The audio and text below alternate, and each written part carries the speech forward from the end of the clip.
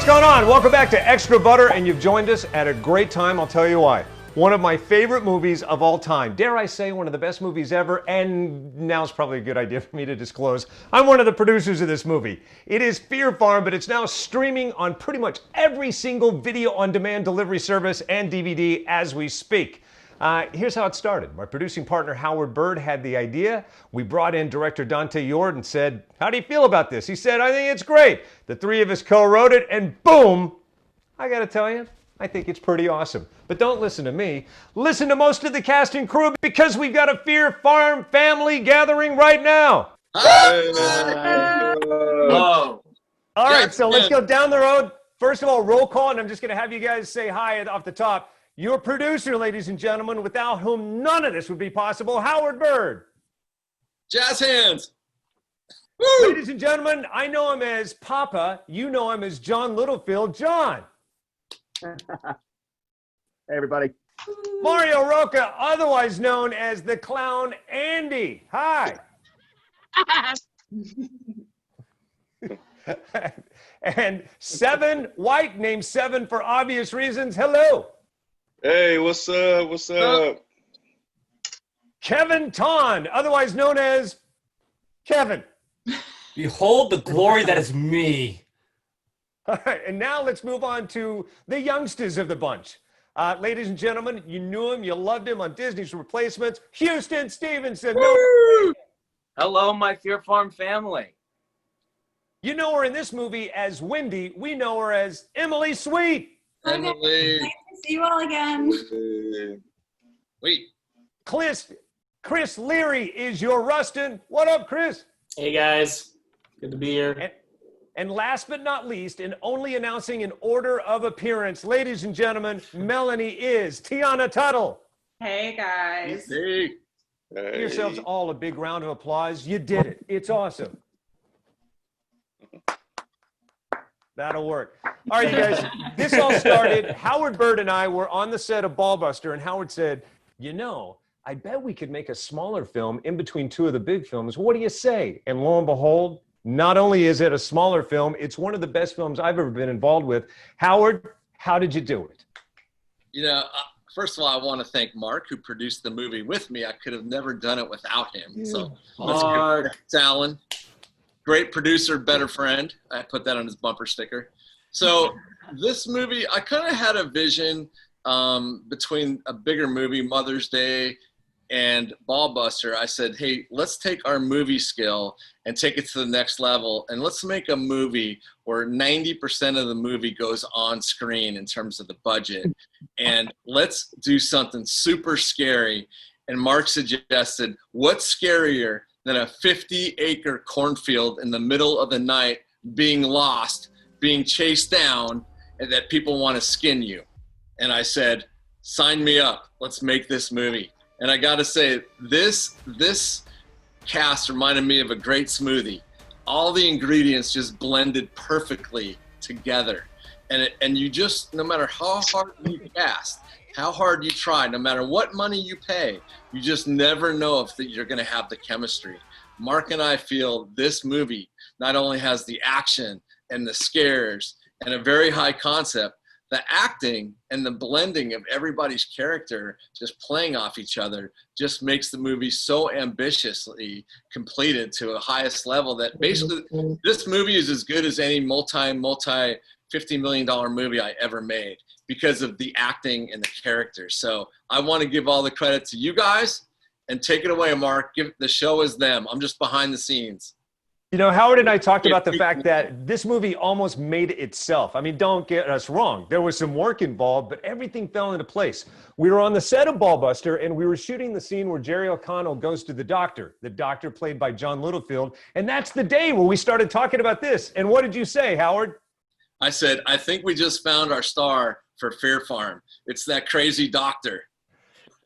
Exactly. So with each of you, some of you we didn't know at the time, but we tried to write into what we had. We had a cornfield, and we had this guy that can act circles around most of the people in Hollywood. So John Littlefield, I got to ask you, as Papa, what do you think is the most frightening thing about your character? Wow, that's a really good question. The fact that he's doing all of this without any spoiler alerts, he's doing all of this for the love of his wife and the love of his family. And however, what he does and the manner in which he does it is up for a lot of debate. However, he does it strictly. It's kind of like comedy. The funnier it is if you play it straight, the funnier it is. Well, if you play this straight for the love of your family, and if you have the right intentions, it doesn't matter what exactly you're doing. It just you know what I mean? Without plot spoiling, what is the moment you're most proud of involving you? Wow, God, you know what? It was an ensemble event. So the proudest thing I can say about Fear Pharm is working with all of you guys. If I'm good, it's because of all of you. If it was an ensemble thing. It was a fantastic group of people to work with, a brilliant crew to work with, and the actual we did it in the farm. There was no sets. We actually did it. In the actual live corn. And that was, that's what adds to the production value of this. It was just brilliant to work on. Well, you're brilliant in it. Now, your character is a loving family man. His wife is deceased. You'll learn that in the film. You have a great family, kids, and perhaps stepkids. We don't know, but one of them is Andy, played by Mario Rocca. Mario is also the stunt coordinator for the film, so I'm going to have you touch on both. But first of all, you brought with you a choice, Mario, and that's the voice of Andy. And it's not the quintessential clown voice, and it's not the quintessential, hey, I'm trying to be scary voice, but I still have nightmares about it. How'd you come up with it? Wow. Well, I was actually thought about that for quite a while when we shot it.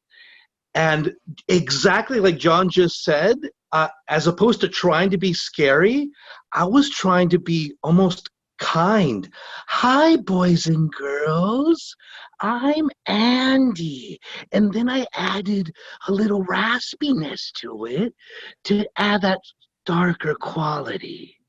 But so it's not, you don't start with being scary. You start with trying to be this almost this TV clown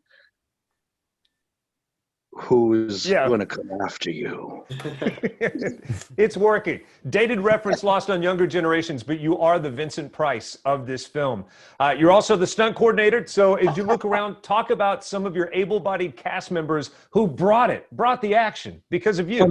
Oh my goodness. Like you said, normally on a much bigger film, every single person who's so much as taking a knee has a stunt double. We didn't have a, what you say, $50 million budget. So we took the time and energy to train all of our actors and actresses. And we put, thanks to their energy and their effort and their dedication, we are giving you some really nice action that they are all doing themselves. We have a full cast of Tom Cruises here who did a phenomenal job in keeping it safe and giving you dynamic performances in this movie. Well, you did a great job all the way around, and we love what you brought with Andy. Now, if you take Tom Cruise, the aforementioned, and you stack 5 Tom Cruises on top of the other, you get 7, who plays Bernard in this movie. 7, one of your first films, but not your first film. Can you talk about your experience on the set? What was your favorite part? Man, my experience on the set was brilliant, man. I just want to thank you guys again, for just having me and, just welcoming me into the family, of filming. Amen. It's my first time, that's on TV. But I love just being around the different characters and just being around different people on the set. It's just pretty much, it was just a learning experience for me, and it was great learning experience to just see all the actors, that's been doing movies and things, and that's teaching me roles and how to become a better actor. So, and that was my second movie, so I was kind of like thrown in there, but it was great. I had fun. Go ahead. I'm sorry. What was the movie that you were in before this? Ball Busters. I was in Ball Busters. That's what I'm talking about. Stivers. Throw the ball, man. Stop hogging. Stop hogging. Throw the ball. So, without plot spoiling, can you tell us your favorite part of the movie, 7? Just being in, the cornfield, man, and just chasing behind, scary teens. Hey, Mark, can you elaborate why they call him 7? Yeah, because it's not obvious on Zoom. So, yeah, could you elaborate why they call you 7?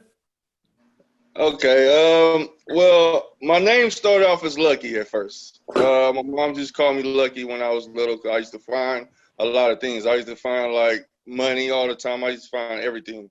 And then I just got tired of Lucky, so I was just like, I'm gonna name myself 7. And that's when I was like 14 years old. And so I ended up being 7 feet tall. Then, it kind of stuck with me, and everybody's like, you 7 because you're 7 feet tall? I was like, yeah, there's more behind the story, but it kind of added up. God worked it out. So me to be 7 foot tall and my name 7, it was brilliant. Yeah, Mr. Mario. Yes, I want to add something specific to 7's enormous stature. So if you hand him, let's say, an average knife, it's going to disappear in his hand. This is what we gave Gemma, and even this would disappear in 7's hand. So we need to give him this, which won't even fit on my screen. Just for a little perspective, I'm having my 8-year-old hold this. Look, that thing is the size of his entire body. That is the knife we had to give 7 because he's so darn tall. That's awesome. I also want to add, when I first met 7, it was on the Ballbuster set, and I don't know if he was just like visiting the set or something, but we took a side-by-side photo, and the comparison of me versus him, because I'm one of the shortest people that I know, is just astronomical. Because I'm only 4'5", so he's pretty much 2 of me. Wow. And not to be a plot spoiler, but we had purposely cast Carl. I forgot his last name from Carl Jackson. The brothers. Carl Jackson, who's 6'7", who weighs about 300 pounds. 7 is 7 feet and weighs probably 280. Pat Patterson is 6'6" and weighs about 275 pounds. And then Mike Valentine is probably 6'2" and weighs 300 pounds. So I wanted the characters to be super intimidating when they're wearing masks and they're built so massively, we didn't even have to put muscles on them, and they were in trench coats. So imagine in the middle of the night, these guys chasing after you on all types of different, whether it's a vehicle or a horse or whatever. It's not bad enough you're lost in this corn maze and you have these giant mammoth men chasing you, as well as women also. So it was just a great combination of people getting the shit scared out of them, and a few accidental kills here and there with mammoth intimidating people. So it wasn't, when I saw 7 on the Ballbuster set, I said, holy, that guy's got to be in Fear Pharm. And I saw Kevin and I said, of course, my deluded mind, Mark and I said, they should be brothers and partner together. You have a 7-foot guy and a 4'5" guy dressed as clowns. That's pretty interesting. That was great. Yeah, absolutely. And it was beautiful. I was just thinking, my time spent with 7, I've spent more time with him on set in character than like this. And I thought, I forgot what a charming, nice looking guy he was, because I'm usually so scared of you. All right, I was segueing on to... You know.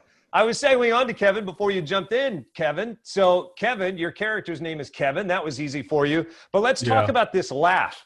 The laugh you have also, like Mario's speech, scares me to the end of days. Could you break off a sample for us now? I know it's not a dog and pony show, but hit it.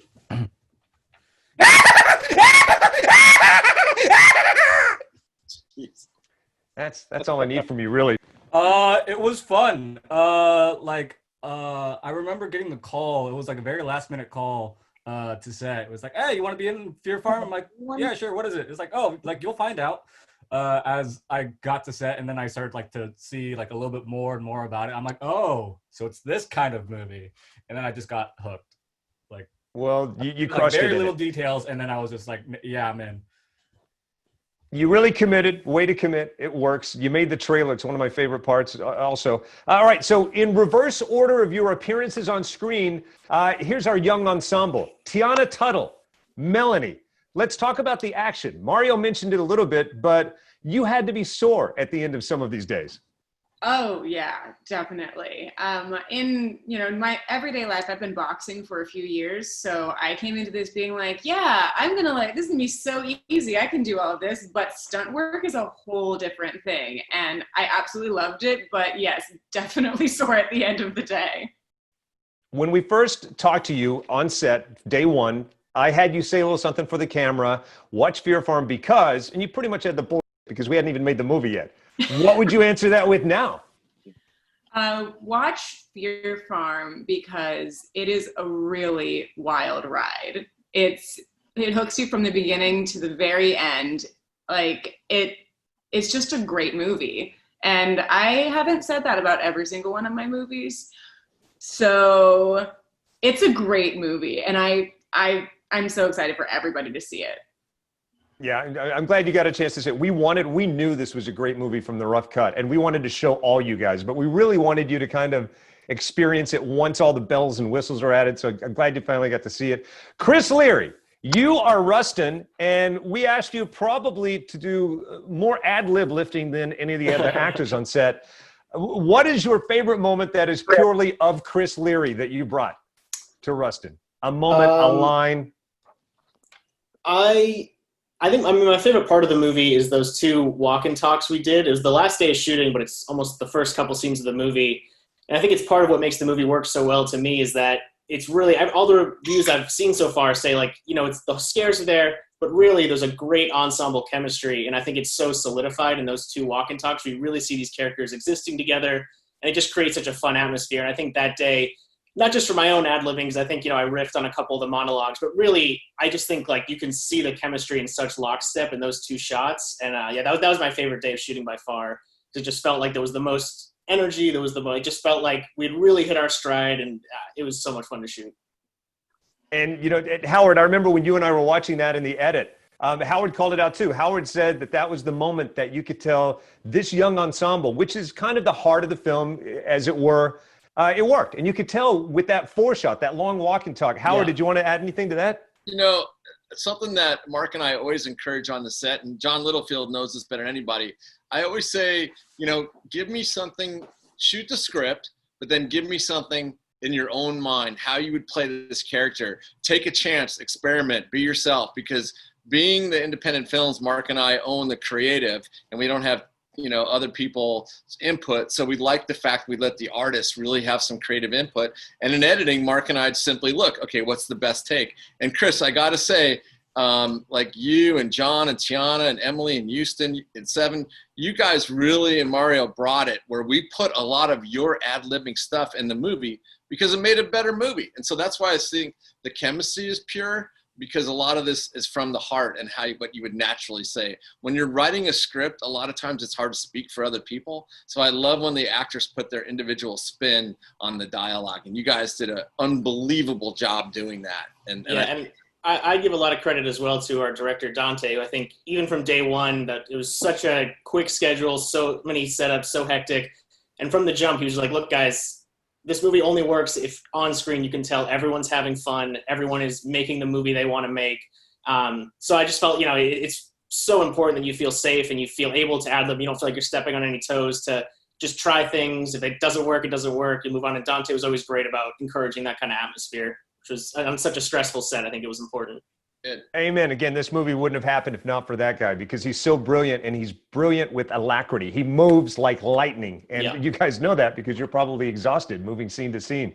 Emily Sweet, it's easy to remember your last name because you showed up to the table read with cookies, for crying out loud. Well named. You in this movie are Wendy, and you have some action in there. 10, 20 movies from now, 30 Academy Awards from now. What are you going to remember at the end of the day? You're so sweet.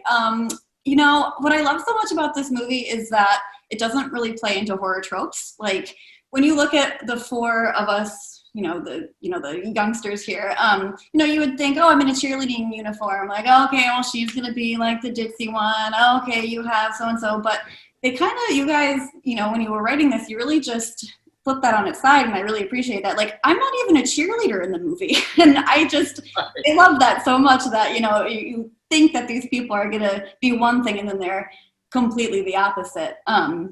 But Mario, if I can say real quickly, I gotta say thank you again to you, because Mario is so fantastic when he's working with you. He's so patient. He's so just amazing. And when we were doing the one scene, no spoilers, it was like a dog catcher, and there's a rope at the end, and you pull the rope to tighten it. And while we were rehearsing, Mario was like, Emily, whatever you do, when you swing this at me, don't let go of the end of this, because it will it will come out and it will hit anyone, and, with a 10-foot distance, right? I'm like, yeah, no problem, Mario, no problem. I got it. And of course, what do? I think take one, I let it go by accident. I swung this thing and it nailed Mario across the face. Oh. It's so nice. Like, no problem. Don't worry about it. So Mario, you're amazing. Love you so much. Sorry again about your face. It's fine. I've been punched more than once. And we put you through some scenes that look incredibly dangerous. And in fact, if not for Mario, they would have been dangerous. So again, shout out to Mario, and again to all of you for the proper training and keeping it real and keeping it real safe. Houston Stevenson, you are our Brandon. I don't want to plot spoil, but there's a moment in the movie that it's intense. And this movie has many intense moments, but there's one that lingers, and the camera will not let you turn your head away from it no matter what. It puts you there. What did you do to commit to that day? And people will know the scene we're talking about when they see this movie. Okay, I kind of thought, because we were really in the rustic kind of cornfields, we were in the dirt, we were doing long-hour days. It felt really like we were there. You see these scary people running around, and you're kind of in it. I get my leg macheted, and you can see that in the trailer, so it's not that much of a spoiler. But what I did is I would walk around in my boots all day before filming, so I got these horrible blisters. And then I would slice them open before filming. And then it was kind of like, I didn't slice, I kind of ripped it open. And then it kind of felt like every step I took was like my ankles were bleeding. So when I was limping, it kind of brought me into that world. So it's kind of weird. Well, I just got to call HR. We've got a cutter on our staff. I had no idea that I don't know whether to congratulate you, thank you, or get you help. But either way, it's a little weird. Yeah. Actors are known to commit, and you definitely committed deep. I'm glad we didn't have a drowning scene. No kidding. I want to have last words from everybody. So I want you to take a sentence, say one last word to your castmates, and then a few last words to the people who should be watching this movie and why. And we'll go back down. John Littlefield, final thoughts. Final thoughts. It was an absolute blast working with all of you. And I can't, in this business, there's no goodbyes. You just see you later. So I can't wait to work with all of you again. And what I love about this movie is it stays true to the genre of Friday the 13th, Halloween, Nightmare on Elm Street, the Texas Chainsaw Massacre, most definitely. And that's what I love about it. It stays true to it, and we all committed to that truth, and that's what I loved about it. All right, Mario, final thoughts on this film. Just like John said, I had an absolute blast working with every single person on film, from the crew to of course all the actors. We should do it again. Maybe shoot a second one. That'll never work. I don't know. We'll have to ask Dad. And by that I mean Howard. Howard, do you think we have a 2? Yes, I think it's going to be done in about 2 weeks. Yeah, exactly. As soon as you guys get all your ADR in, we got that going. Get your damn ADR in. 7, any final thoughts on this?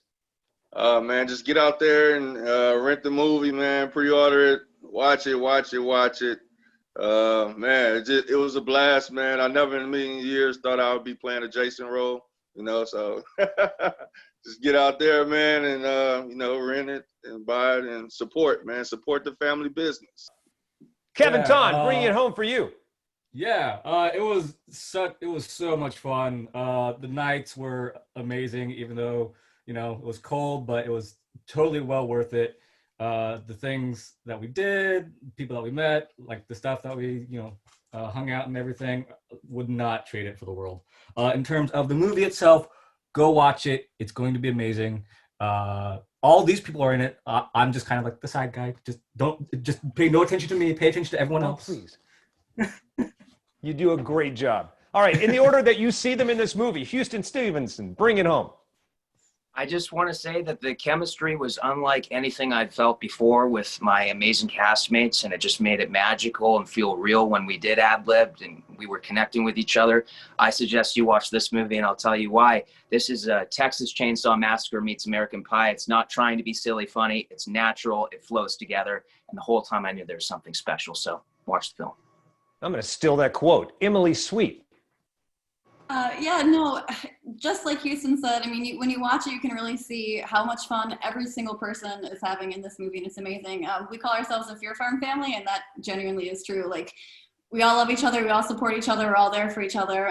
It's definitely going to be a classic, so definitely tune in and watch. Alliteration, Fear Pharm family.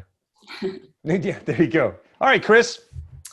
I think obviously there's a ton going on in the world right now, and I think this is escapism at its best. So if you need 80 minutes of a good time to just sit back, relax, and enjoy a really, really fun movie, I think this is one for you. So check it out, please.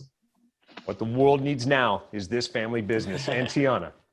Well, I mean, first of all, I want to thank the writers, you and Howard and Dante, for writing this character, because I love this character so much. To have the chance to play such a strong, queer female character this early in my career was a real blessing. And I'm so thankful for Melanie every day. She's so rad. So thank you guys for that. And as for this family and this movie, it is the Fear Pharm family. You'll be able to see it on screen, how awesome we all work together, how natural it all feels. And it's just a fun ride. Watch it. You will not regret it. It's such a great movie. Thanks about touching on the diversity. Look around this Zoom that's taking place right now. We got a great diverse cast. Howard will tell you, when I saw the rough cut, I grabbed his sleeve and I started kind of weeping. He may have even said, "Let go of me." But Howard, I'm going to let you bring it home, and thank you for letting me do this. This is a great journey with you, Howard. Welcome. I just want to say, Chris, you hit it on the head. This is probably one of the most fun movies I've ever produced. But the difference is, and I think everybody knows if you've watched any other films that I've been involved in, it's got a hell of a twist ending that you just do not see. It's actually well thought out, and you do not see it coming. At this point in time, I want to make a quick confession, though. There's a scene in the movie where my producing partner is playing somebody that gets hit with a paintball gun by 8 people, and I did put a bounty if they hit him in a certain region. So I would like everybody to watch for that part and just think of me. And I had to pay a lot of money that day, but it was very worth it. Yeah, Howard, I'm not wearing pants. I could show the bruising. 2 years later, it's still there. It's a little weird. There's some swelling, too.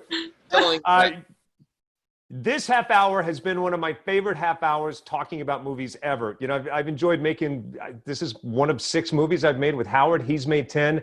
And I got to tell you, this is something special about all of you. And thanks for the day. Thanks for spending this time. And be safe, be well, because there will be a Fear Pharm 2, 3, 4. And Howard will have to cut that number off when we get up there, right? Fear Pharm at the convalescent home. There you go. Give yourselves a big round of applause, everybody. Make some noise. All right. Thank you, Mark. All right. I guess we've said it all. We've done it all. You guys, should we break off a sample? Yeah. Yeah, absolutely. That's your bottom dollar. All right, you guys. It's available on all video on demand, every single platform except Netflix. Ready to hit it? Fear the Farm. You should totally do this. It's only an hour away. No, my car. I'm low on gas. Yeah, and drinking. It's way too good to pass up.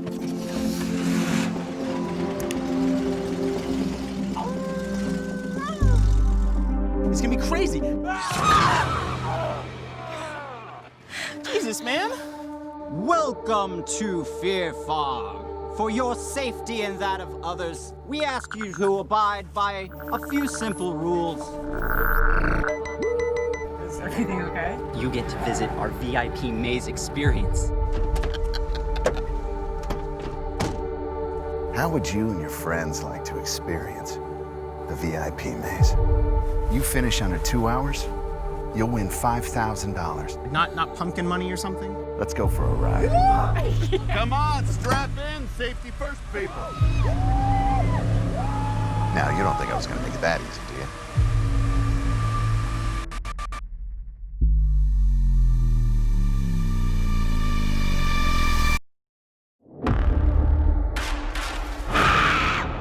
Cool.